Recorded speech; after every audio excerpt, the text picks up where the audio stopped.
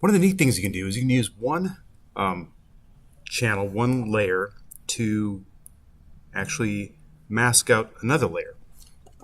So if you switch this from this previous setting here, make sure you have it set to showing track matte view right here. See, track matte. When I actually have track matte open, so we can track matte out something. So I'm going to grab from the internet. Be careful when you go to the internet for these things. I gave this a test, and I'll test it out a little bit more, but I went to Videezy, typed in ink drops, and found this free 4K ink drop animation. You can make these totally yourself. You don't have to get this on the internet, but there are a bunch of these things that I think are, it looks like they're kind of neat. So I'll test these out and make sure that they don't have any viruses. If you're a Mac user, you probably are less prone to viruses than a PC user like me. One of the advantages to having a Mac, except for the fact that you can get that $6,000 beast that they just showed at their event, which actually to me looks really cool. I'd buy one of those things if I had the money. Let me grab this and throw it in my motion graphics class folder. And in here we can use this as a mask. So let me grab something like ink. And by default, this has a mask built in. The text is actually masking the layer. And I think I can still track mask something else. So I'm going to grab the image from Motion Graphics, grab these two guys here. I'll throw them into my project folder here. It's always good to have a folder called footage. Give a second for those to load up. Make a new folder here called footage. And drag those in there, along with the unsplash images too, because they're kind of footaged as well. Cool. So in here I can grab the image, video. If you double click and play that, there's a splashing.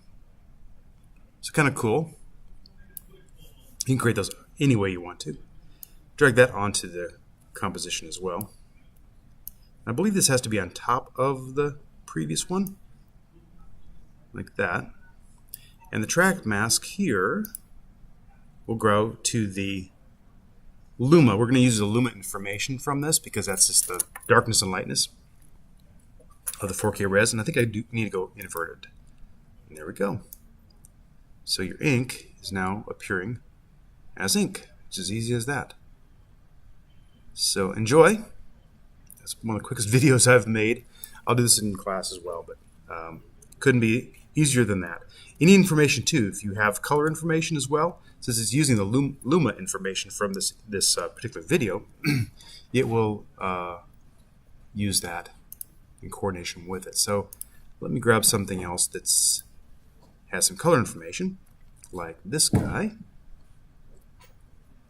I think these are free downloads. No, these are actually money. These are some are linked. They have cash involved, so don't use that one. I'll grab this guy here, ink and water. Yeah, free download. There we go. So again, I'm testing these out. Make sure there's no viruses involved because you can hook a virus to these video files. I think MP4 files are fairly safe though. You never know. Run your virus software. Make sure you, especially on a PC, on a Mac, you might be safe. Let's go back into here, grab the file, and this is the ink, blue and ink, green ink. Put that in the footage folder. This track matte, by the way, is the topmost object. So if I use, say, blue and green instead, this will use invert. No, I can actually pick whatever I want. So this is going to use the blue and green.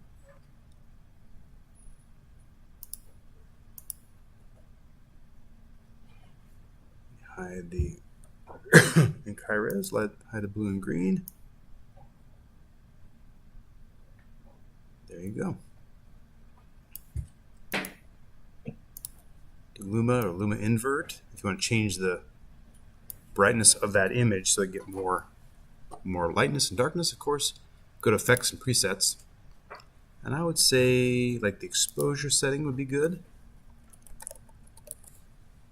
Exposure under color correction. Go down to blue and ink. You make this visible, you can actually color correct here.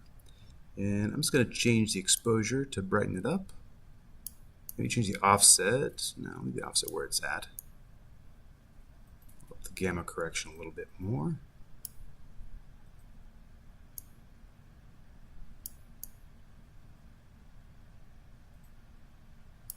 And that should do it.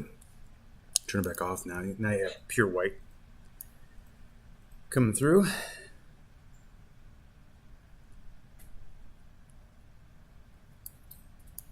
So any image can be effectively used as a masking. Just to prove to you this is actually a mask, I'll throw in a new layer beneath this one, of course. Give me a second, sort of pausing there. Go to a solid, change the solid to a red color, put that below everything else, and we'll just mask this out. So this is beneath that mask. Grab this, instead of this I'm going to grab the one above it, the dark ink one, so a little sharper. I think this has to be right below, yeah, there you go, right below it. So you can see that is absolutely masking that whole thing out.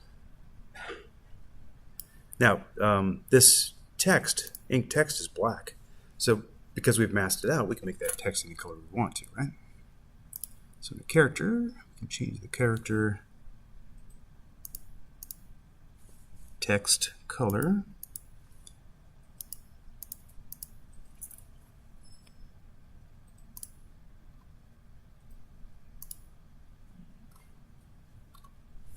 To, hold on.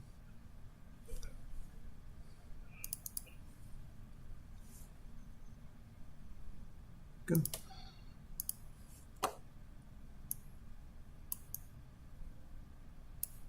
Right, whatever color we like.